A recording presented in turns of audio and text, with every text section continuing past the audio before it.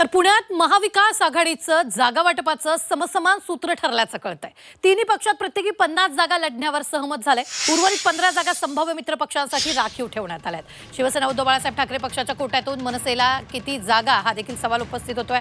मनसे सोबत आलीच तर त्यांना उद्धव बाळासाहेब ठाकरे पक्षाच्या कोट्यातील जागा मिळू शकतात। तर थोडक्यात मनसे उघडपणे महाविकास आघाडीत सामील नसणार असल्याचंही कळतंय। दरम्यान प्रभाग क्रमांक 1 मधील एका जागेवरून सेना राष्ट्रवादीत रस्सीखेच सुरू असल्याचं कळतंय।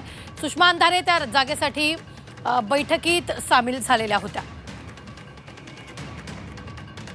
पुण्यामध्ये आम्ही शिवसेना काँग्रेस यांच्याबरोबरच आमची 3 पक्षाची आणि आमचे इतर मित्र पक्ष जे आहेत त्यांची आम्ही आघाडी केलेली आहे आणि त्यांच्या बाबतीमध्ये जागा वाटपाच्या बाबतीमध्ये आमची चर्चा चांगली समाधानकारक चालू आहे। आमच्याबरोबर येणार आहे, वंचितची यादी देखील आमच्याकडे आहे। आता त्यांना कसं सामावून घ्यायचं ते आम्ही प्रयत्न करतोय। आणि शिवसेना आहे त्यामुळे मनसेचा आणि शिवसेना काय असेल ते ठरवेल।